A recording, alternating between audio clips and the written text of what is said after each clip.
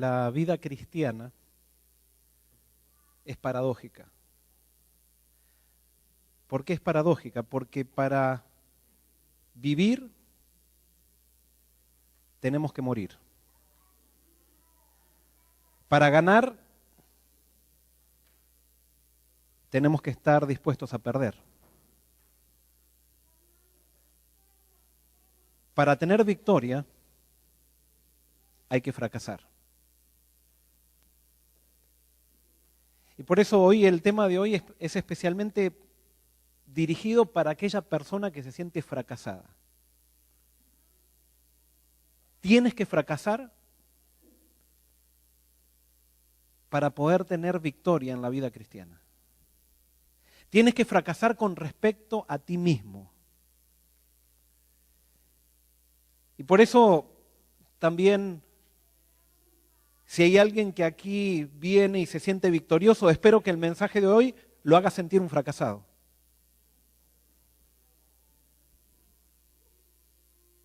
A veces cuando antes me decían, cuando no entendía realmente la religión, no entendía el evangelio, a pesar de que era miembro de iglesia, y me decían, es que la vida cristiana es para los débiles, la religión es para los débiles. Cuando me decían eso, me enojaba y trataba de argumentar.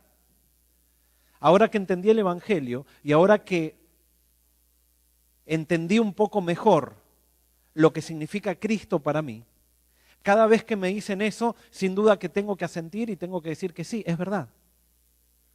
La vida cristiana es para los débiles, la religión es para los débiles. Cristo es para los fracasados.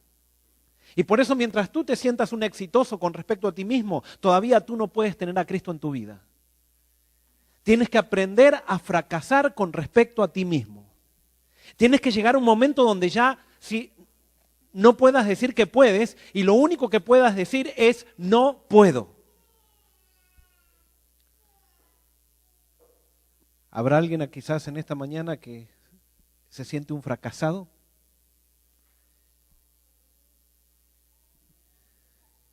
Dios quiera que el mensaje de hoy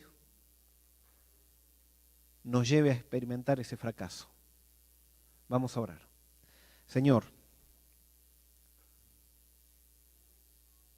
el mensaje que vamos a estudiar hoy, que viene de tu palabra, es muy importante.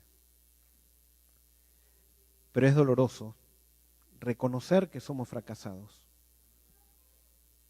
Ayúdanos a aceptarlo para que tú puedas triunfar en nosotros.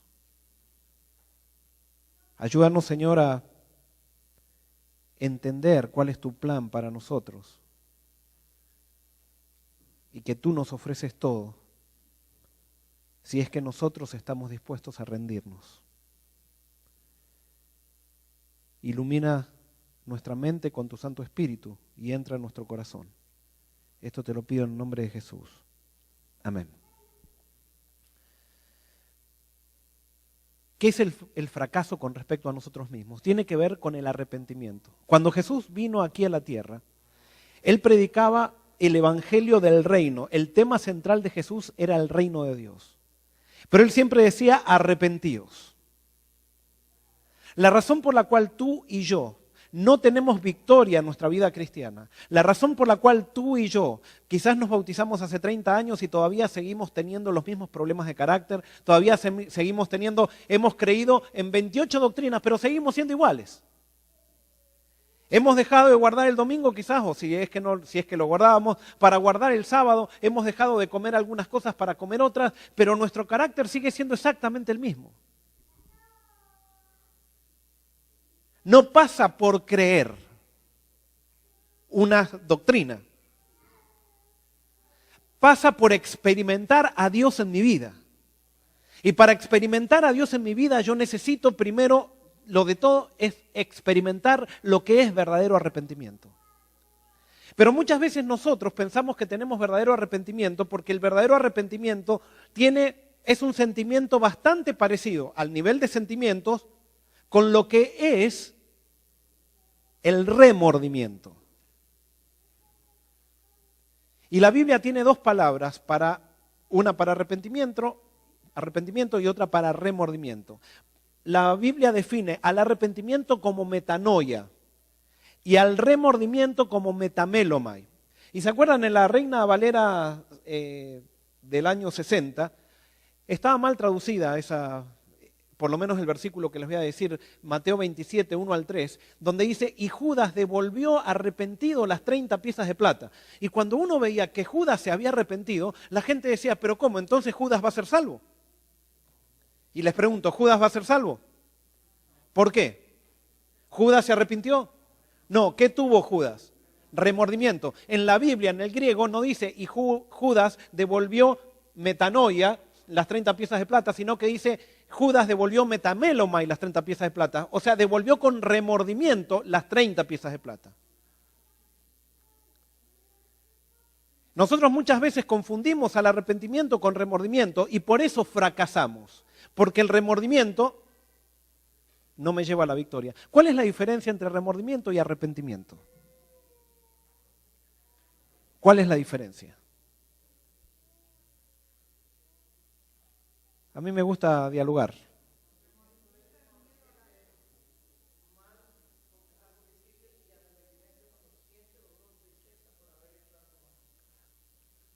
Muy bien, no encontré mucha diferencia. O sea, cambiaste las palabras, pero...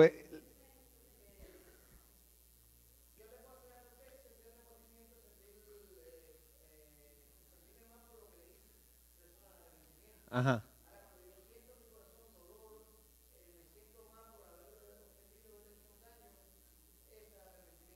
Muy bien. Muy bien, remordimiento, miedo a las consecuencias. Ahí vamos, les voy a dar un ejemplo que yo siempre lo utilizo esto en las iglesias. Supónganse que yo voy al doctor y el doctor me dice, voy al doctor porque tengo problemas estomacales y cuando voy al doctor, el doctor me dice, ¿usted come chocolate? Sí, me encanta el chocolate. ¿Sabe qué? El chocolate le está afectando el estómago. Usted no tiene que comer más chocolate. Pero a mí me encanta el chocolate. Bueno, de usted depende. ¿Usted quiere estar bien del estómago? Deje el chocolate. Si quiere seguir con problemas, siga comiendo chocolate. Ay, bueno, está bien, doctor. No voy a comer más chocolate. Muy bien, entonces voy el sábado a la iglesia, un potluck. Resulta que justo cumplo años. Y entonces viene Alberto, viene y dice, pastor, le preparamos un pastel de chocolate para usted. Y entonces yo digo, ay, no, por favor, no. Yo fui al médico y no puedo comer pastel de chocolate. Me cae mal. No, pero es para usted. Nosotros sabíamos que le gustaba mucho, así que se lo preparamos para usted. No, pero es que yo estuve en la semana y me dijeron que no tengo que comer porque me hace mal al estómago. Pero un pedacito, pastor, un pedacito, como un pedacito. Bueno, no, me voy a mantener firme, no voy a comer. Y entonces sigue ahí, pero después al ratito le sirve a todos los demás. Y me pastor, un solo pedacito. Y yo digo, bueno, por hacer obra misionera voy a comer un pedacito. Entonces, como el pedacito y bueno, como realmente me gustó mucho, estaba muy bien preparado, digo, voy a comer otro pedacito para que no te sientas tan mal. Está muy rico realmente. Como otro y me como todo un pastel. Cuando llego a mi casa, me empieza a doler el estómago.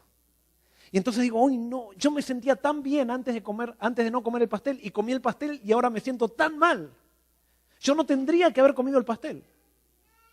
O sea, el pastel me trae dolor de estómago, yo no tengo que comer el pastel. Yo me sentía muy bien. No le hice caso al médico, tendría que haberle hecho caso al médico. Me sentía tan bien y ahora me siento tan mal. No voy a comer más pastel. Esa es la primera escena. Segunda escena. Pasa lo mismo, cumplo años, voy al doctor, el doctor me dice que no tengo que comer chocolate, vengo el sábado y me hacen un pastel y cuando me sirven, le digo que no, pero empiezan a insistir, yo por hacer obra misionera me como el pastel y llego a mi casa y me empieza a venir un dolor de estómago. Y cuando me llega el dolor de estómago comienzo a analizar lo que yo hice y me empiezo a dar cuenta que no lo tendría que haber hecho y empiezo a sentir una gran tristeza por lo que hice. Y voy a Dios y le digo, Dios, yo no voy a comer más, siento muy triste por lo que hice, no voy a comer más pastel de chocolate. Y lloro incluso y tomo la decisión de alejarme del pastel de chocolate. ¿Cuál de las dos escenas es arrepentimiento? ¿La primera o la segunda? La segunda. Muy bien, yo les hice una trampa, las dos son remordimiento. ¿Por qué? ¿Cuál es la diferencia entre remordimiento y arrepentimiento?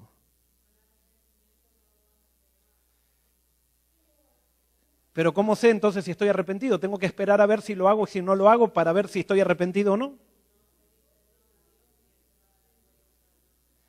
Ahora, ¿ustedes no le han pedido perdón a Dios muchas veces y han vuelto a hacer lo mismo que le pidieron perdón a Dios? Y ustedes dicen, ¿pero qué pasa? ¿Dios no me dio fuerza? ¿Dónde está el problema? Y acá tenemos que entender, porque esto es el secreto de la victoria. Esto es psicología cristiana. Verdadero arrepentimiento no tiene que ver con actos. El verdadero arrepentimiento tiene que ver con esencia. El remordimiento tiene que ver con actos. Yo digo, yo no quiero hacer más esto. Antes me sentía tan bien, ahora me siento tan mal. Pero ahora me da tristeza y yo voy a Dios y le digo, Señor, yo no quiero hacer más esto. Pero ¿en dónde me estoy centrando? En el acto. Y por más que siento tristeza, yo estoy con remordimiento porque el remordimiento se enfoca en el acto. El arrepentimiento se enfoca en la esencia, en lo que soy. Y lo voy a decir más claro. Verdadero arrepentimiento es arrepentirme de ser como soy. Remordimiento es arrepentirme de lo que hice. El problema no está en lo que hago, el problema está en lo que soy. Y eso es lo que no entendemos muchas veces como cristianos. Pensamos que el problema está en lo que hacemos. No, el problema está en lo que somos. Y a menos que no entendamos que hay un problema en lo que somos, siempre vamos a seguir haciendo lo que no queremos hacer.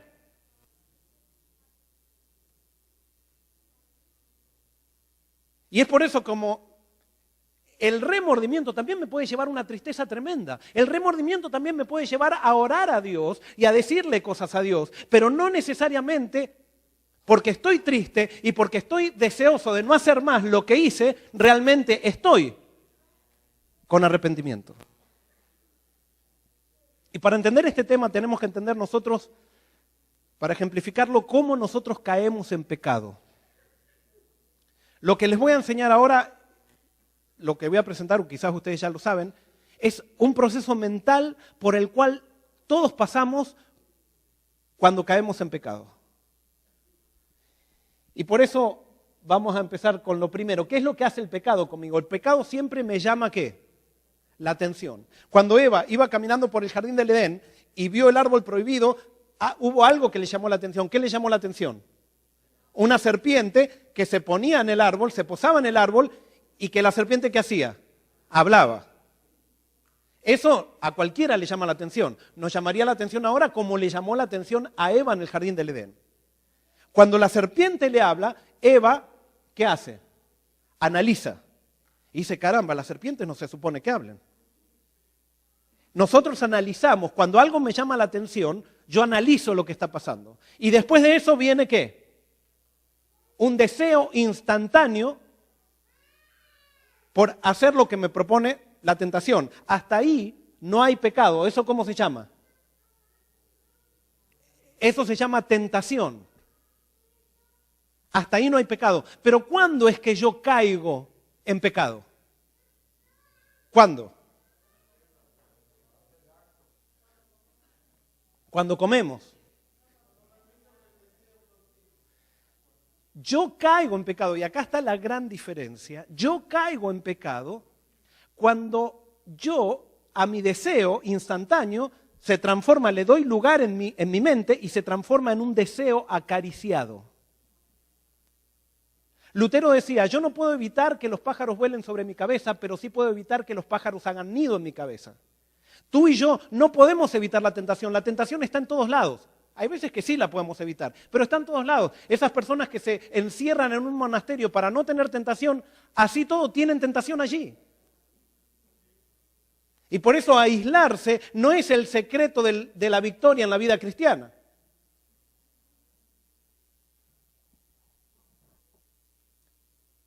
Yo no puedo evitar la tentación, pero sí puedo evitar que la tentación haga nido en mi cabeza. Y para entender esto, entonces viene el deseo acariciado. Yo deseo, doy lugar a ese deseo en mi vida y entonces eso me lleva, ya estoy en pecado. Y esto es lo que nosotros muchas veces no entendemos. ¿Por qué? Porque la gente generalmente se está cuidando de no hacer ¿qué? Cosas malas. Y le enseñamos a nuestros hijos a portarse bien. Le enseñamos a ser ejemplos. Y entonces, sin darnos cuenta, los estamos formando desde chicos como un grupo de hipócritas. Sinceros, pero hipócritas al fin. Porque yo no les enseño nada con cuidarse de los actos, con tratar de que ellos sean ejemplos. Está muy bien, socialmente está muy bien eso, pero eso me lleva al orgullo. Yo le tengo que enseñar a mis hijos la esencia de la vida cristiana, como la tenemos que aprender nosotros, los mayores. Pero nosotros muchas veces vivimos atados a los actos. Esto yo también se lo he tenido que enseñar muchas veces. He trabajado, Dios me ha dado el privilegio, cuando estaba iniciando mi ministerio, de trabajar en Nueva York con drogadictos y alcohólicos. Y el drogadicto y el alcohólico tienen que entender eso. Muchas veces el drogadicto y el alcohólico no es que quiera la droga, que quiera seguir tomando alcohol. No, es que no puede. Quiere dejar, pero no puede. Y como no entiende esto, entonces siempre se cuida ¿de qué? Del acto se cuida. Y está por 3 semanas, triunfa. Pero después vuelve a caer. Y les doy un caso. Supónganse que yo con mi esposa le digo, querida, no voy a tomar más cerveza. Porque me doy cuenta que me hace mal, un cristiano no tiene que tomar cerveza, no voy a, aunque esté con mis amigos, no voy a tomar cerveza. Ahora, un día voy a una fiesta en una casa, un domingo se hace una fiesta en una casa, un día de calor así de esos pegajosos como hay acá en Tennessee, y entonces voy saliendo para el patio, que están todos comiendo un barbecue en el patio, y cuando voy saliendo veo una latita de cerveza transpirada así en la punta de la mesa. Esa latita, ¿qué hace en el acto? Me llama la atención. Después la miro y analizo. Y digo, no, una latita transpirada. Una latita de cerveza. Y veo la marca. Y entonces después viene un deseo, ¿qué? Un deseo instantáneo. Eso es la tentación. Hasta ahí no hay pecado. Pero entonces después, yo en vez de seguir decir, yo tomé una decisión, Señor, dame fuerza, no quiero mirar más la latita. No, yo en vez de seguir para el patio y meterme ahí con la gente, me quedo mirando la latita y decir, qué calor que hace. Y qué rico, la verdad que no me caería mal una cervecita ahora. Y entonces yo analizo, pero yo dije que no iba a tomar más, pero qué rica que está. Y me la empiezo a imaginar. Entonces después de allí, del deseo acariciado, ¿qué viene? No viene la acción todavía. Después viene la decisión. Yo decido tomar la cerveza. Y después de la decisión, ¿qué viene? No, todavía no viene la acción. Después de la decisión, yo planifico cómo me voy a tomar esa cerveza. ¿Por qué? Porque están todos por allí. Y está mi esposa por ahí dando vueltas y yo no quiero que ella me vea. Porque yo hice toda una decisión en mi casa y todo eso. Entonces yo sigo para el patio, pero ¿en quién seguí pensando? ¿Quién tengo en mi cabeza? A mi esposa y a la latita. Entonces cuando yo veo que están todos por allí, que están todos sin darse cuenta y eso, me meto por la cocina, agarro la latita, me la meto y me meto en el baño. Y ahí me tomo la latita. Cuando me tomé la latita, ahí ahora sí que viene el acto. El acto fue la manifestación del pecado, pero no fue el pecado. El pecado ya estaba ¿en dónde? Ya estaba en mi mente. Y por eso cuando yo quiero ser victorioso y me enfoco en los actos, voy a ser fracasado. Tú no tienes que entregar tus actos a Dios, tú tienes que entregar tu mente a Dios, tú tienes que entregar tu corazón a Dios, tú tienes que ser leal a Dios desde tus pensamientos. Y ahora sí te quiero decir que cuando tú le entregas tu corazón a Dios desde tus pensamientos, Dios te da fuerza para vencer. Pero el problema es que nosotros queremos entregarle actos nomás. Y por eso, el remordimiento solamente tiene que ver con los actos, con la manifestación del pecado. Y después tenemos el otro tipo de personas que están en la iglesia, que no tienen problemas con la cerveza ni nada, pero que se llaman fariseos. ¿Qué hacen los fariseos? Los fariseos, el pecado les llama la atención, lo analizan, viene el deseo instantáneo y se meten en el deseo acariciado, pero no toman la decisión de hacer el acto. ¿Por qué no toman la decisión de hacer el acto? la imagen, porque son miembros de la Junta de Iglesia, porque son ancianos, porque es pastor quizá, porque la gente ¿qué va a decir? Entonces yo no lo hago, eso se llama un cristiano reprimido. ¿Cómo yo sé cuándo hay un cristiano reprimido o cuándo no hay un cristiano reprimido? ¿Saben cómo se descubre? Esto no lo digo yo, lo dice la Biblia. Es cuando yo veo que alguien está condenando a otra persona, allí hay un fariseo que está escondiendo un pecado.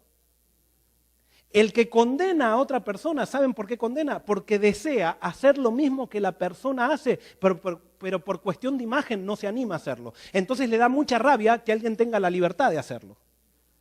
Entonces cuando alguien lo hace, entonces enseguida le cae encima como diciendo, no, si yo no lo hago, tú tampoco. Y menos en la iglesia. Y yo con esto alguien puede decir, pero entonces pastor, ¿qué va a ser todo un viva la pepa? No, no va a ser todo un viva la pepa. Acá estamos hablando de cómo tener victoria en Jesús, una victoria real y no una victoria simplemente de los actos. Y es por eso que a veces queremos en la iglesia controlar a los jóvenes, que no hagan esto, que no hagan aquello, que no hagan otro. Sí, le podemos quitar los actos a los jóvenes, pero tenemos que darle a Cristo, tenemos que darle la solución. Si tú le quitas los actos a los jóvenes, lo único que vas a lograr es la misma represión que tú tienes ahora, pero como eres adulto y por cuidar tu imagen no haces lo que ellos hacen. Yo me acuerdo, estaba en una iglesia una vez y los jóvenes decían, y perdonen lo que voy a decir, pero esto es real, les voy a dar testimonio real. Los jóvenes decían, venían a la junta a pedir permiso para un campamento. Y había una esposa de un anciano que decía, los resultados los vamos a ver recién después de 9 meses. Real. Una mujer adventista, con toda, ¿pero qué era? Una mujer reprimida. Una mujer que le hubiera gustado ir a los campamentos a hacer eso, pero porque era adventista no lo hacía. La cuestión no es ser cristianos reprimidos, sino ser cristianos auténticos y tener una vida victoriosa porque he elegido tener esa vida en Cristo. Pero por eso Dios quiere, por eso en la Biblia continuamente dice, hijo mío, entrégame tu, ¿qué? Tu corazón. ¿Y qué es corazón en la Biblia? Es tu mente. La vida cristiana comienza desde tus pensamientos. Y por eso si tú cediste en un deseo acariciado, no esperes a que se manifieste en un acto. Ve a Cristo y confiesa tu pecado. ¿Y Cristo te va a perdonar? Sí, no solamente te va a perdonar, sino que te va a dar su Santo Espíritu para que tú empieces a tener victoria sobre ese mal pensamiento. Si tú vences en tus pensamientos, tus acciones van a ser la manifestación simplemente de tus pensamientos. Y por eso nadie cae en el pecado, nadie cae en un adulterio de decir, estaba charlando justo con esta mujer y se me ofreció y caímos. No, sí, puede ser que estabas charlando con esta mujer, pero ya estuviste codiciando otras mujeres en el pasado, en tu mente, cuando estás solo en tu casa, cuando estás mirando televisión. Entonces, simplemente cuando caíste con esa mujer que se te ofreció o no se te ofreció, o como quieras, caíste porque se manifestó el pecado que ya tenías en tu mente y que nunca habías confesado. Porque tú pensabas que simplemente la cuestión era cuidarse de los actos. Y el problema no está en lo que haces, sino el problema está en lo que eres. ¿Y cómo yo me puedo dar cuenta de quién soy? Simplemente acércate a Cristo. Compárate con Él. Y te vas a encontrar incómodamente reprendido. Lo lindo que Cristo no te dice nada, te dice, ven a mí, cargado y trabajado, que yo te haré descansar. Jesús dice, a pesar de que yo soy santo, y tú eres tan pecador, yo quiero abrazarte y quiero que estés conmigo para que yo te pueda dar mi santidad. Y por eso, ir a Dios no es una cuestión de sentimiento, es una cuestión de necesidad, es una decisión racional. Yo voy a Dios y si voy a Dios, Dios me da arrepentimiento. Si voy a Cristo, no a Cristo en el sentido simplemente de pedir algo, si yo empiezo a contemplar la vida de Cristo, si yo empiezo a ver quién era Jesús, enseguida eso va a empezar a provocar en mí arrepentimiento. Y para entender esto, les voy a contar una historia muy conocida, que es la historia del rey David, para que vean cómo se da este proceso en un personaje de la Biblia. El rey David era un rey muy popular, ustedes saben, el rey más famoso del pueblo judío. Y el rey David tuvo una de las mayores pruebas que tienen los grandes hombres de Dios. La peor prueba que tiene un hombre de Dios es el éxito. Y David tuvo éxito. Al principio tenía un montón de problemas, lo perseguía Saúl. Cuando lo coronaron rey al principio, se tuvo que hacer rey en Hebrón y todavía a él no lo aceptaban como rey de todo Israel. Tuvo que librar algunas batallas. No fue fácil la ascensión de David al trono. Y Dios lo hizo así. Porque Dios sabía quién era David y Dios sabía cuáles eran los problemas internos que tenía David. Y por eso cuando tu vida es un poco difícil, no te quejes. Dios está queriendo hacer algo contigo y te está cuidando de algo que viene que tú no lo sabrías manejar si la vida se te daría muy fácil. ¿Y qué pasó con David? Dijo, yo ya no voy a ir a pelear. Ya tengo un palacio, me construí un palacio, quiero estar cómodo, que vaya mi general a pelear y yo los he entrenado muy bien a mis generales, mis soldados son muy buenos, así que vayan ellos a hacer la guerra. Y una tarde que estaba allí David en su palacio durmiendo la siesta, que se le pegaba la sábana en la espalda de tanto calor que hacía, dice, me voy a ir a la terraza a tomar un poco de aire. Y cuando estaba caminando por la terraza, de repente siente así como unos salpiconcitos de agua que estaban por allí. ¿Eso le llama qué? Le llama la atención. Y va a ver qué eran esos salpiconcitos de agua y de repente hay algo que le llama más la atención y es algo que le llamaba la atención a cualquier hombre normal. ¿Qué vio David? Enfrente de su palacio había una mujer bañándose con las ventanas abiertas. Eso le llamó la atención. Enseguida David analiza y dice, wow, caramba, ¿qué hace una mujer bañándose con las ventanas abiertas acá enfrente de mi palacio? Y analiza y dice, qué linda mujer también. ¿Eso le llama qué? Perdón, ¿le despierta un deseo qué? Un deseo instantáneo. A todo hombre normal eso le va a despertar un deseo instantáneo. Un deseo instantáneo por seguir mirando. Pero David tendría que haber dicho, yo soy un hombre casado, me meto al palacio, evito la tentación. Señor, dame fuerza, me meto adentro del palacio.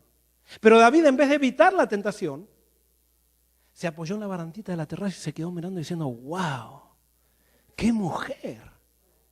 ¿Y qué formas? Nunca la había visto. Y entonces la tentación hizo ¿qué? Nido en su cabeza, deseo acariciado. Y ahora tomó una decisión. Yo tengo que conocer a esa mujer. Planificó. Mandó a mandar, le dijo al siervo, vení, decime quién es la mujer que vive acá enfrente de mi palacio, por favor. El siervo fue y le dijo, David, esa mujer se llama Betsabé y es esposa de uno de tus mejores soldados, que se llama Urías el Eteo, que es extranjero. Ay, dice, está casada, no, qué lástima. Y dice, pero Urías el Eteo está en la guerra. Ah, está en la guerra, invítala a cenar. Entonces, fíjense, esta mujer habrá estado cocinando en su casa, no sé, y le golpean la puerta y le dicen, el rey David te manda a llamar, quiere que vayas a su palacio y te invita a cenar esta noche. El rey David era famoso en Jerusalén por ser un rey muy bueno, era famoso por ser un rey muy espiritual, muy seguidor de Dios, que había hecho que el pueblo de Israel crezca espiritualmente como Saúl no había hecho. ¿Cómo te hubieras sentido tú si hubieras sido mujer que el rey te invitara a comer a tu casa? Y ustedes saben que las mujeres, para sentirse seguras, necesitan arreglarse bien antes de ir a un lugar. Ella no fue así toda despeinada como estaba cocinando o algo por el estilo, no, le habrán dicho, el rey te invita esta noche, se habrá puesto el mejor vestido, se habrá hecho el mejor peinado, porque eso es parte de la naturaleza de la mujer, sentirse bien con su imagen. Y entonces cuando llegó al palacio, allí David la hizo pasar. Me imagino que David la habrá tratado muy bien, muy caballerosamente. Le habrá dicho, cuéntame, ¿cómo te sientes con tu marido que está en la guerra? Ay, ella habrá empezado a decir, me siento tan triste. Y cuéntame un poquito más. Y me imagino que ella habrá empezado a decir, ay, qué lindo este rey que se interesa por mis sentimientos. Mi marido que está todo el tiempo pensando en la guerra y el rey, que es el rey de la guerra, me está haciendo preguntas acerca de lo que yo siento. Se toma tiempo para mí. Entonces comenzó a surgir en ella una sensación linda que hace mucho no sentía. Y en David una sensación también, una cosquillita, porque hace mucho no veía una mujer tan linda frente a él. Y parece que la cena estuvo tan entretenida que en vez de terminar en sobremesa, terminó en sobrecama. Lo que les estoy contando está en la Biblia. Y entonces comenzó una novela. Y en esa novela de pecado, o sea, todo es hermoso. Pero pasaron unos días y entonces de repente viene Betsabé y le dice, David, tengo un problemita, a ver si me ayudas. Él la veía un poquito nerviosa, ¿qué te pasa, querida? Pues yo te ayudo en cualquier cosa. Y le dice Betsabé, David, estoy embarazada. ¿Estás qué? Estoy embarazada. No te cuidaste. ¿Cómo estás embarazada? Yo, el rey del pueblo de Dios, embarazando a la esposa de uno de mis mejores soldados. Tendrías que haber tenido un poco más de darte cuenta que esto era un momento, pero no podíamos hacer esto algo un poquito más. O sea, tú sabes cómo es la situación. Tú estás casada, yo soy el rey del pueblo de Dios. Y ahora David se desesperó. Como tú y yo muchas veces nos desesperamos cuando por culpa de nuestras decisiones entramos en pecado. En vez de buscar a Dios para solucionar nuestro problema de pecado, comenzamos a tomar decisiones que nos alejan cada vez más de Dios con tal de salvar nuestra imagen. El gran problema que tenemos los seres humanos es que queremos siempre cuidar nuestra imagen. Y entonces David le dice, Betsabé, no te hagas problema, vamos a solucionar esto. Mira, vamos a hacer lo siguiente. Yo voy a mandar una orden al general Joab que le diga a Urías que se tome unas vacaciones y que venga aquí a hablarme de la guerra y todo eso. Y él cuando venga va a ir a tu casa, por favor, si estaban acostumbrados a dormir separados, por favor duerman juntos esa noche y este hijo va a ser de ustedes dos. Muy bien, Betsabé. ¿Cómo se dice? Se hace cómplice de David. Y entonces lo mandan a llamar a Urías del campo de batalla. Joab lo llama a Urías y le dice, mira Urías, acá llegó una carta del rey David, dice que quiere que vayas a su palacio a informarle de cómo va la guerra, así que yo te voy a mandar a ti para que vayas, por favor, y te voy a decir todo lo que está pasando para que tú le informes tal cual yo te lo digo. Y dice Urías, ¿yo? Si yo soy eteo, ni soy judío, ni soy del pueblo de Israel. Dice, sí, tú mira, o sea, tú no sabes leer, pero mira, acá está la carta, dice, acá está tu nombre. Tienes que ir. Y entonces Urías se va para Jerusalén sintiendo que realmente era un privilegio lo que estaba viviendo, era como que estaba teniendo un ascenso. Cuando llega a Jerusalén, después de caminar, estaba llegando al atardecer y dice, yo no puedo ir esta noche a dormir a mi casa con mi esposa. No puedo estar disfrutando con mi esposa esta noche cuando mis amigos están con peligro de muerte allí en la guerra. Yo voy a dormir acá en la puerta del palacio. Y él se acuesta a dormir en la puerta del palacio. Al otro día se levanta David y le dice, viene el siervo y le dice, David, ahí te está esperando Urías en la puerta porque él viene, tú lo mandaste a llamar. Ah, sí. Y entonces el siervo le dice, ¿y estuvo durmiendo ahí en la puerta? ¿Cómo que estuvo durmiendo en la puerta? Sí, dice, le preguntamos por qué durmió. Dice, no, porque él llegó anoche, dice, pero él no puede dormir por los amigos que están allá en la guerra. Dice, entonces él, por solidarizarse con sus amigos, durmió aquí en la puerta. No puede ser, él tenía que dormir con su esposa. Bueno, hacelo pasar. Toma otra decisión, David. Y entonces empieza a decir, bueno, Urías, cuéntame cómo está el campo de batalla. Cuéntame cuál es la información que manda Joab. Y Urías le empezaba a contar a David y hacía el mejor esmero por realmente ser el mejor mensajero que alguna vez había tenido David. Y David entonces entre mensaje y mensaje, entre le contaban una copita va y otra copita viene. Iba una copita, otra copita, otra copita, otra copita, hasta que Urías queda borrachito. Entonces le dice David, bueno, gracias Urías, gracias por todo, ve ahora a tu casa, olvídate de tus amigos, disfruta, tómate unas vacaciones, si quieres quedarte una semana acá, quédate, pero ve y disfruta con tu familia. Y no sé si a David calculó mal las copas, pero se fue tambaleando Urías y nuevamente durmió en la puerta del palacio. Entonces al otro día David se levanta diciendo, bueno, ya debe ser que ya todo está tapado. Y entonces ahí viene el siervo y le dice, David, ahí está Urías de vuelta que durmió en la puerta del palacio. ¿Cómo que durmió en la puerta del palacio? No, él durmió de vuelta en la puerta del palacio, no fue a la casa. Pero ¿cómo? Él tenía que dormir con su esposa. ¿Cómo que durmió en la puerta del palacio? ¿Pero qué tiene esta persona en la cabeza? ¿Qué tiene con los amigos? Él tiene que disfrutar con la esposa. Y entonces David toma otra decisión y planifica otro pecado. Y entonces dice, hacelo pasar.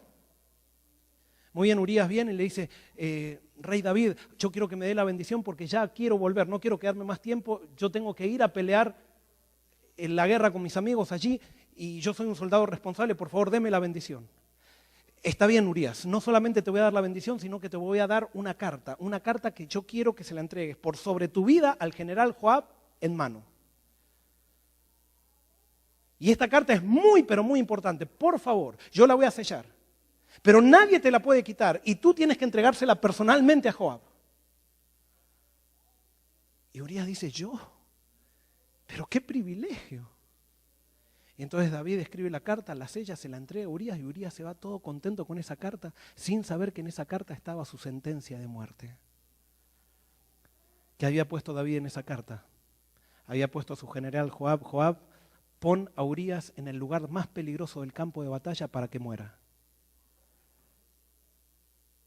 Urías llegó al campo de batalla, le entregó la carta a Joab. Cuando Joab leyó la carta, se sintió un poco confundido porque David siempre había sido uno que hacía énfasis en que había que cuidar la vida de los soldados. Y Joab era uno que siempre cuando había que matar a él no le importaba y mataba. Pero ahora David le dice que ponga a uno, Joab no sabía por qué, pero alguna razón debe haber tenido el rey, que había que eliminar a esa persona, que lo ponga en el frente del campo de batalla para que muera. Y Joab por adentro debe haber pensado, al fin David está aprendiendo. Que si quiere ser un buen estadista no puede estar pensando en las personas, tiene que estar pensando en los proyectos, tiene que estar pensando en la imagen, tiene que estar... Los líderes que no son espirituales, los líderes que no trabajan para Dios, son aquellos que piensan en los proyectos y que no piensan en las personas. El hecho de decir que soy un líder de Dios no me hace un líder de Dios. El líder de Dios es aquel que vive de acuerdo a los principios de Dios y no aquel que se pone un traje. Es aquel que ve la vida y que quiere ver la vida como Dios la ve. Y no como los empresarios, para hacer crecer cosas, piensan que tienen que ver las cosas. Y por eso Joab hace lo que David le pide. Lo que hace el pecado es cambiarte tu visión. Y entonces manda a Urías al lugar más peligroso junto con su pelotón, al lugar más peligroso del campo de batalla. Y no solamente muere Urías, sino que muere todo el pelotón. Y cuando muere todo el pelotón, entonces Joab se preocupa y dice, ahora David se va a enojar porque murieron muchos. Entonces le manda una carta a David diciendo, David, perdona, no solamente murió Urías, sino que murió todo el pelotón. Entonces David le manda una carta diciendo, Joab, no te preocupes, estamos peleando las batallas de Jehová. Mueren 1, mueren 10. ¿Qué vamos a hacer? Estamos luchando por una buena causa. Entonces David sintió un poquito de alivio, porque decía, el plan está saliendo. Entonces ahora David Betsabé hace luto, y después de hacer luto Betsabé, David la llama y la toma como esposa, y la gente de Jerusalén dice, aunque había algunos que dudaban un poco, pero la mayoría de la gente dice, qué rey magnánimo que tenemos, que toma como esposa a una viuda de sus soldados, para darle descendencia. Este es un rey realmente, un hombre de Dios. Y entonces David se casa. Y hermano y hermana, yo me imagino que David, después de ahí, habrá ido a la iglesia más que nunca. Me imagino que después de ahí habrá dado las ofrendas más grandes que nunca dio. Porque ¿sabes qué? Una tendencia del ser humano, que puede ser tu tendencia y la mía también, es usar a la iglesia para tapar nuestros pecados. En vez de usar a la iglesia como un medio para encontrarme con Cristo y que Cristo solucione mi pecado, no, las iglesias han llegado a ser un medio para tapar pecados. Entonces hay muchos que dicen, por eso yo no voy a la iglesia. Y si tú eres uno de esos que dicen, por eso no voy a la iglesia, entonces quiero decirte, bueno, tú te perderás fuera de la iglesia y los que están dentro de la iglesia se perderán dentro de la iglesia. La cuestión es encontrarse con Dios. Si tú no quieres encontrarte con Dios por causa de los que van a la iglesia, quiero decirte que estás equivocado. Porque Dios no se hace responsable de los que van a la iglesia, Dios se hace responsable de aquellos que lo siguen. Y no todo el que va a la iglesia sigue a Dios. Y es por eso que David entonces allí estaba, pero había como una gotera en su conciencia que le molestaba. Entonces trataba de tapar esa gotera haciendo cosas buenas. Entonces un día golpean la puerta de su palacio. ¿Y quién era? El profeta Natán. Y los profetas de Dios, había dos tipos de profetas en Israel. Unos que trabajaban para el palacio y otros que trabajaban para Dios. Los que trabajaban para el palacio les pagaba el palacio. Entonces cada vez que iban a anunciarle algo al rey que le decían, todas cosas lindas. Pero Natán no era pagado por el palacio. Natán era un profeta de Dios. Y entonces Dios le dio una misión a Natán, que vaya a reprender a David. Porque Dios amaba a David, como te ama a ti también. Y entonces allí se presenta Natán y le dice Natán a David, David, tengo un problema, ¿me ayudas a resolverlo? Por supuesto, siéntate Natán, a ver, cuéntame, acá estoy para ti. Y le dice, mira David, aquí enfrente de tu palacio vive un hombre muy, pero muy rico, el más rico de Jerusalén después de ti. Tiene miles de vacas, miles de ovejas, miles de bueyes. Es riquísimo. Y al lado de este hombre riquísimo vive uno de los hombres más pobres de Jerusalén, que lo único que tiene es una ovejita. ¿Y sabes qué? A esta ovejita, en esta familia pobre, la quieren tanto que cuando llega la hora de cenar, la sientan a la mesa con toda la familia y le dan de comer junto con la familia. Y no solamente eso, dice, cuando va a dormir este hombre, la quieren tanto a la oveja, y la esposa también, que primero el hombre la hace dormir en su pecho a la oveja, y después de que la oveja queda dormidita, la acuesta y recién se va a dormir con su esposa. La quieren a esta oveja como una hija. Pero ¿sabes qué, David? Ayer le llegaron visitas al hombre rico, y él, en vez de matar una de sus tantas ovejas, mandó a matar la única oveja del pobre. Cuando David escuchó eso, se le pusieron los ojos rojos. Dijo, ¡ese hombre merece la muerte! Entonces Natán se levantó y lo señaló a David y le dijo, ese hombre eres tú, David.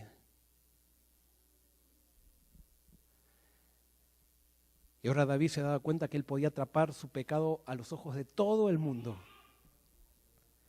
Pero no lo podía tapar su pecado a los ojos de Dios ni al llamado de su conciencia.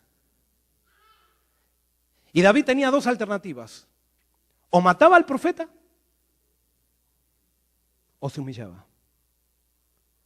La historia de Israel nos muestra que cada vez que Dios mandaba después a los profetas, la mayoría de los reyes, ¿qué era lo que hacía? Mataba al profeta. Y es lo que pasa contigo también. Cuando Dios manda a alguien para llamarte, tú quieres matar a esa persona, quieres erradicarla. Porque te molesta que te digan la verdad.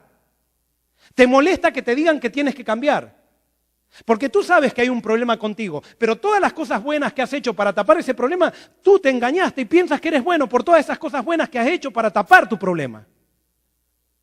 Pero tu problema es un problema de fondo, es un problema de pecado. Quizás no hayas matado a alguien, quizás no seas un adúltero, pero tú estás lejos de Dios.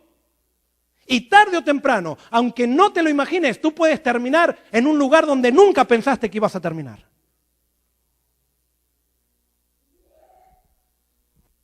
David decidió buscar a Dios. Y cuando buscó a Dios, Dios le dio arrepentimiento. Porque tú no puedes tener arrepentimiento por ti mismo. Lo único que puedes tener tú es remordimiento. Y el remordimiento te lleva a tapar el pecado. El arrepentimiento que te da Dios te lleva a confesarlo. David hace una de las oraciones más lindas que están registradas en la Biblia. Salmo 51. Dice así. Salmo 51, versículos 1 en adelante. Dios, ten compasión de mí conforme a tu amante bondad. Conforme a tu inmensa ternura, borra mis transgresiones. Lávame a fondo de mi maldad y límpiame de mi pecado. Porque reconozco mis transgresiones y mi pecado está siempre delante de mí. Contra ti solo he pecado e hice lo malo ante tus ojos, pues tú eres justo cuando hablas y sin reproche cuando juzgas. En cambio, en maldad nací yo y en pecado me concibió mi madre. Pero tú amas la verdad en lo íntimo y en lo secreto me ayudas a reconocer la sabiduría. Purifícame con hisopo y seré limpio. Lávame y seré más blanco que la nieve. Hazme oír gozo y alegría y se recrearán los huesos que abatiste. Esconde tu rostro de mis pecados y borra todas mis rebeliones. Dios, crea en mí un corazón limpio y renueva un espíritu recto dentro de mí.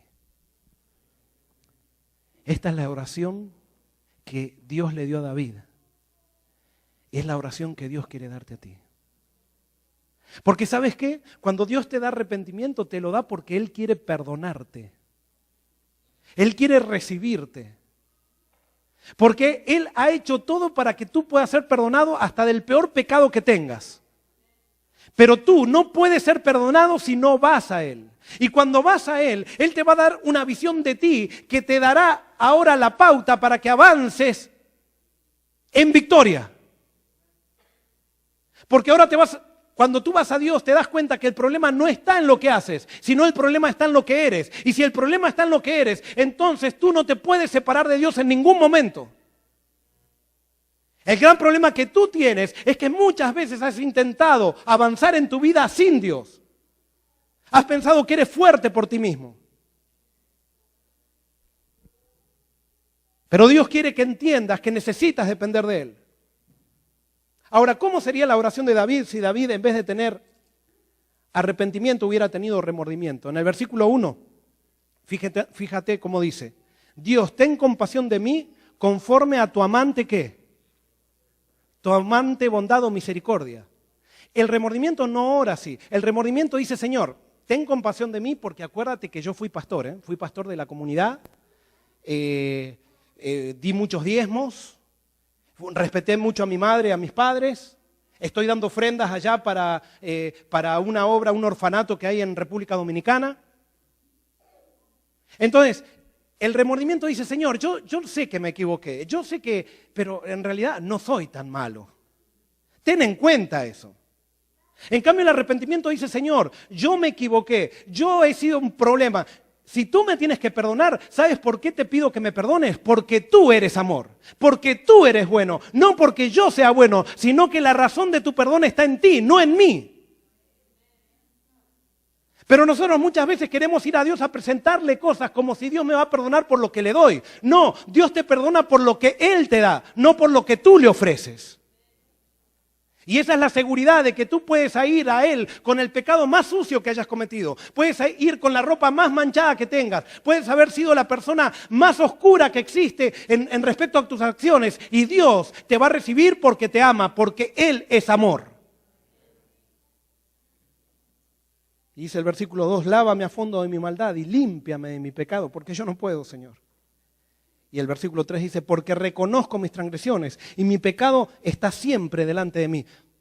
El remordimiento hubiera orado así: Señor, está bien, yo me equivoqué. Pero si Betsabé no se hubiera estado bañando con las ventanas abiertas, yo no hubiera caído, Señor. Ella, yo soy hombre. Ella viene, se me baña así con la ventana abierta, después venimos a la cena y se viene vestida así para provocarme. Ella. Generalmente cuando no estamos arrepentidos siempre le echamos la culpa de nuestros problemas a otra persona. No, el verdadero arrepentimiento te lleva a ser responsable con tus propias decisiones.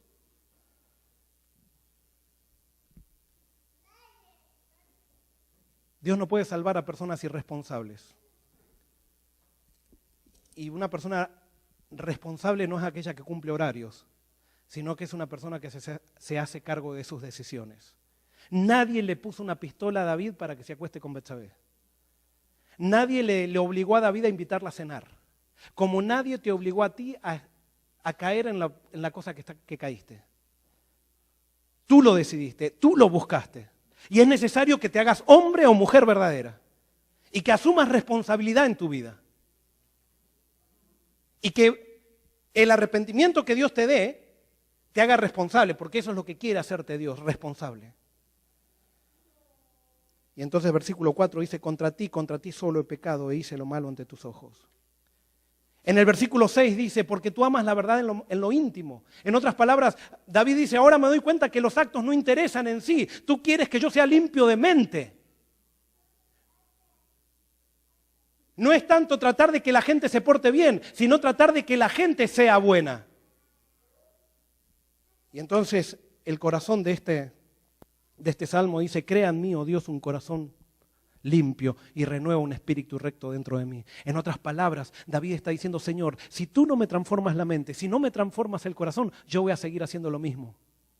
Porque el problema no está en lo que hago, el problema está en lo que soy. Necesitas transformarme desde la A hasta la Z. Necesito entregarte todo. Te voy a entregar mi corazón para que tú hagas con mi corazón aquello que tú quieres hacer.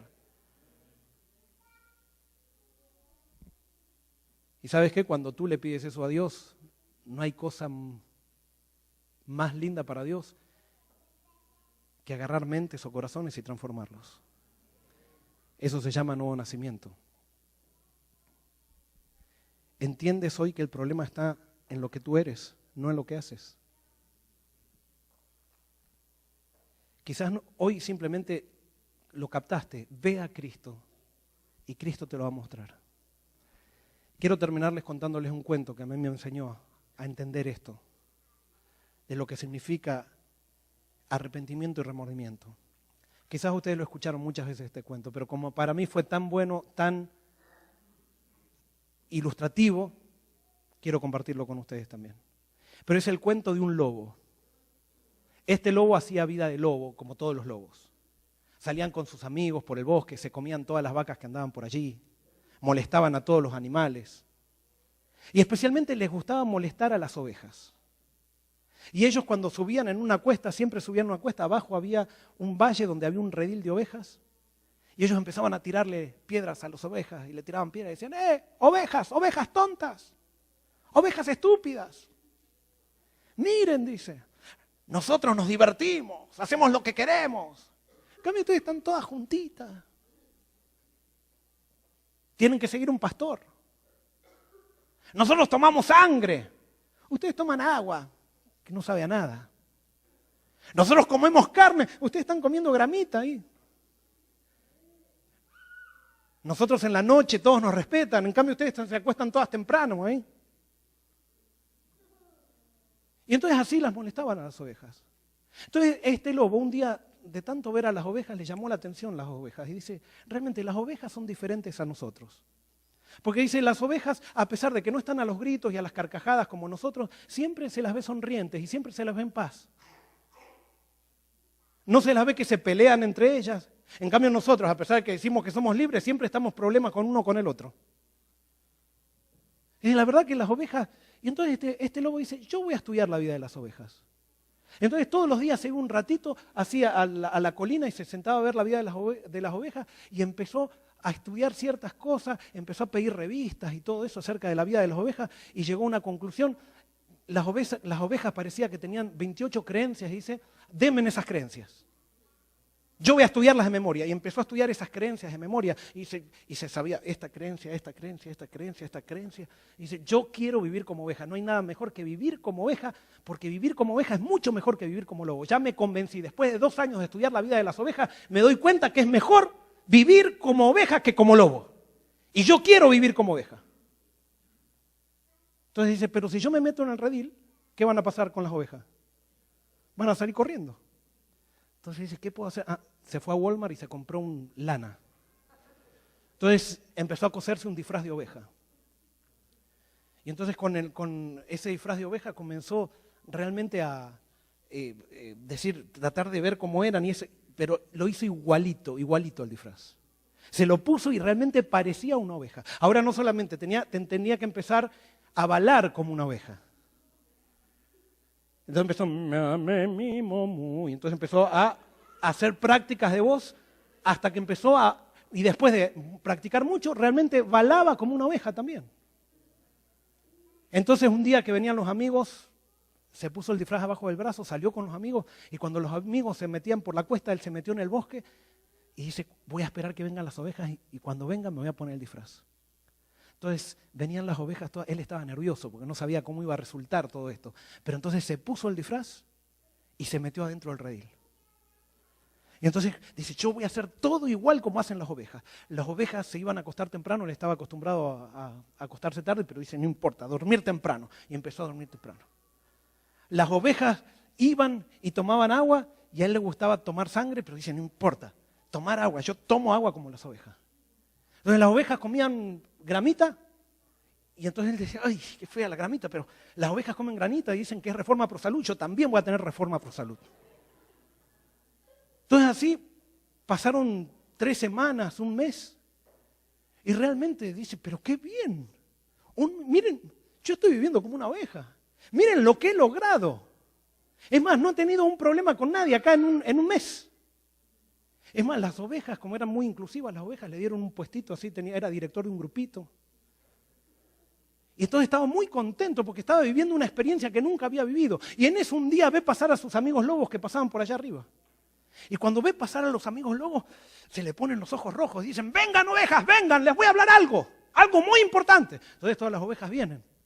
Dice, miren esos lobos degenerados la vida que hacen. ¿Cómo pueden hacer esa vida sabiendo que hay una vida de oveja que es mucho mejor? Entonces las ovejas se empezaron a pegar codazos y dice, ¿qué le pasa a esta? Entonces él se había subido arriba a un púlpito, entonces lo llamó y le dice, escúchame, acá nadie habla mal de otras personas, de otros animales. No, pero estos lobos degenerados, ¿cómo pueden hacer la vida? Y, claro, y él por adentro le hubiera gustado decir, si yo realmente era un lobo, pero ahora yo estoy viviendo una mejor vida. Entonces las ovejas le insistieron hasta que le dijeron, mira, hasta que no cambies eso, no, acá no predicamos a los lobos. Así, si no, bájate. Pero bueno, siguió. Y eso, después de 3 meses, eso de estar comiendo gramita todos los días, de tomar agua todos los días, le empezó a resultar una carga. Eso de tener que seguir al pastor cuando el pastor llamaba, le resultaba una carga. Y entonces dice, ¿pero qué pasa? Si yo estoy convencido que vivir como oveja es mucho mejor que vivir como lobo, ¿por qué me pasa esto? Entonces decía, fuerza de voluntad, necesito fuerza de voluntad. Entonces ponía fuerza de voluntad. Pero pasó una semana y un sábado de noche volvían para el redil y cuando estaban volviendo empezó a sentir un olorcito a carne que venía desde el bosque. Y cuando sentía el olorcito a carne se empezó a acordar de sus amigos lobos y de la vida de lobo que hacía cuando se comía las vacas. Y decía, no, fuerza de voluntad, fuerza de voluntad, yo sé que vivir como oveja es mucho mejor que vivir como lobo. Se metió adentro del bosque, se sacó el disfraz y se comió todas las vacas que vio por ahí. Y cuando estaba comiendo las vacas dijo, ¿pero qué hice? Tanto esfuerzo y lo tiré ahora, ¿cuánto llevo acá? 5 meses que estoy llevando en esta vida y lo tiré en una noche. No, esto no me va a pasar más, esto no me va a pasar más. ¿Cómo? No entiendo qué me pasó. Se metió el disfraz y se metió de vuelta en el redil. Y cuando estaba de vuelta en el redil y tenía que comer gramita, ahora le resultaba más asquerosa la grama porque ya había probado la carne de vuelta el sábado de noche. Entonces dice... Y entonces estaba toda la semana haciendo fuerza, y decía fuerza de voluntad, Reforma Pro Salud, fuerza de voluntad, 28 creencias. Y entonces estaba allí, yo estoy convencido que vivir como oveja es mucho mejor que vivir como lobo. Pero llegó el sábado de noche siguiente y de vuelta se sacó el disfraz y se comió todas las vacas que vio. Y así este lobo vivió por 2 años haciendo vida de oveja durante la semana y vida de lobo los sábados de noche. Hasta que un sábado de noche no aguantaba más, ya estaba cansado de esa vida, ya no aguantaba más la situación, porque él quería vivir como oveja, pero no podía. Vivía como lobo y se sentía mal. Y entonces en ese momento dijo, basta, yo no quiero saber más nada de esto, la vida no tiene sentido. Yo quiero vivir mejor, pero no puedo. Yo quiero tomar agua, pero mi garganta me pide sangre. Yo quiero comer pastito, pero mi paladar me pide carne. Yo no puedo. No tengo solución. Lo único que me queda es pegarme un tiro. Porque ni soy feliz ni como oveja, ni soy feliz como lobo. Cuando estaba en ese momento, en ese dilema, se acordó que cuando era chico, le habían enseñado que había un Dios que transformaba corazones de lobo en corazones de oveja. Y él nunca lo había creído. Porque decía, el día que yo quiero cambiar, cambio. Y en ese momento de desesperación, por primera vez, este lobo levanta la vista al cielo y dice, Señor, si tú realmente existes, yo no sé si existes, pero si tú realmente existes, yo te pido, Señor, que tú hagas un milagro. Tú ves que yo quiero vivir como oveja, Señor, pero mi corazón es de lobo. Yo quiero tomar agua, pero mi garganta me pide sangre. Yo quiero comer pastito, pero mi paladar me pide carne. Señor, yo necesito una transformación. Yo necesito que vengas a mi vida y hagas un milagro. Te entrego mi corazón, haz con él lo que tú quieras. Pero Señor, yo no puedo.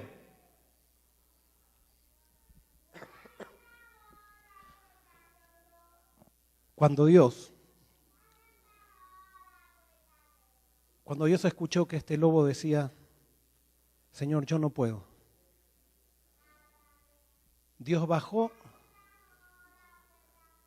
a ese valle.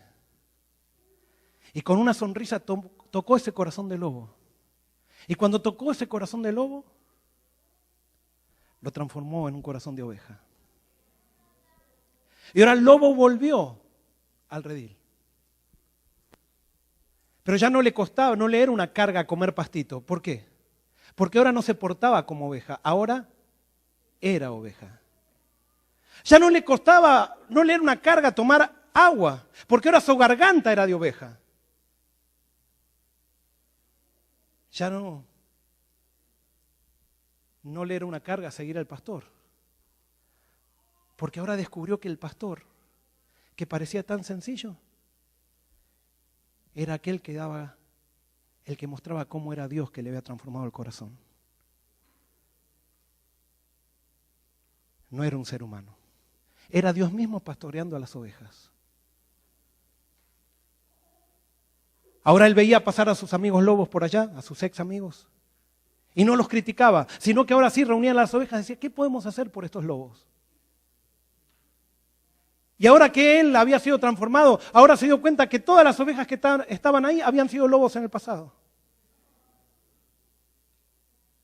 Porque tú y yo nacemos como lobos. Lo que necesitamos es un corazón de ovejas. Pero ¿sabes qué? Para tener ese corazón de oveja, tiene que llegar un día que tú fracases con respecto a ti mismo y levantes la vista al cielo y digas, Señor, yo no puedo. Yo no puedo. Tú eres el que puede. Señor, yo no amo. Tú eres el que ama. Señor, yo no tengo fuerza. Tú eres el fuerte. Cuando llega ese momento en la vida de un lobo, Dios le pone un corazón de oveja. No se te va el corazón de lobo ni se nos va, pero sí pone un corazón de oveja.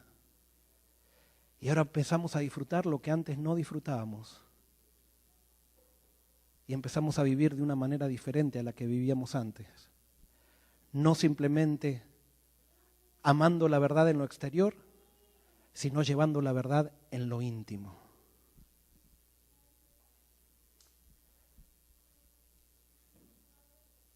¿Habrá alguien hoy aquí un fracasado? ¿Habrá aquí hoy una persona que Dios le está diciendo, quiero bajar a tu valle, pero simplemente estoy esperando que me digas no puedo y que te entregues a mí? ¿Habrá alguien hoy que le quiere decir a Jesús, hoy yo quiero entregarme a ti, Señor, toca mi corazón? Amén. Sí, yo quiero orar. Quiero orar por Valentín. Amén, amén. Amén. Dios quiere hacer una diferencia en tu vida. Si hoy todavía tienes fuerzas para decir que no, para decirle que no a Dios, todavía no has fracasado con respecto a ti. Y todavía vas a tener que golpearte un poco más, no porque Dios te va a golpear, sino por tu causa, porque todavía te crees fuerte. Pero Dios quiere que te golpees lo menos posible. Y por eso quiere darte esa oportunidad. Aquellos que están parados, simplemente les voy a pedir que se arrodillen y vamos a tener una palabra de oración.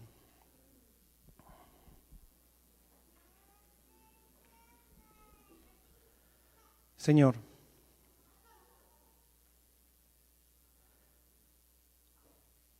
acá hay un grupo de personas que se levantaron porque quieren aceptar su fracaso con respecto a ellos mismos. Y hoy quieren decirte, Señor, no puedo. Toma mi corazón. Señor, tú prometiste que todo aquel que venga a ti, tú no lo rechazarías. Tú prometiste incluso que todo lo que te pidamos de acuerdo a tu voluntad, en el nombre de Jesús, tú lo responderías, Señor. Y hoy en el nombre de Jesús, Señor, te pedimos, confesando su nombre, de que tú toques estas mentes de estas personas, Señor, y pongas una semilla espiritual en ellos, para que ellos comiencen a avanzar en la vida cristiana, disfrutando de aquello que hacen por ti y de aquello que tú haces en ellos. Que ellos entiendan, Señor, que tú le vas a dar fuerza, eso no quiere decir que van a ser perfectos, pero que de aquí en adelante ellos van a vivir para ti y dependiendo de ti porque han reconocido que no pueden, pero tú vas a poder en ellos y te vas a transformar en todopoderoso en ellos. Y así como David, un hombre adúltero, asesino, degenerado, llegó a ser llamado hombre con el corazón como el de Dios. Señor, hoy tú vas a llamar a estas personas hombres y mujeres con el corazón como el mío. Por lo que Jesús hizo. Y Señor, por el Espíritu Santo viviendo en ellos. Señor, cumple tus promesas en ellos. Toma nuestro corazón de lobo y danos el corazón de oveja. En tu nombre te lo pedimos. Amén.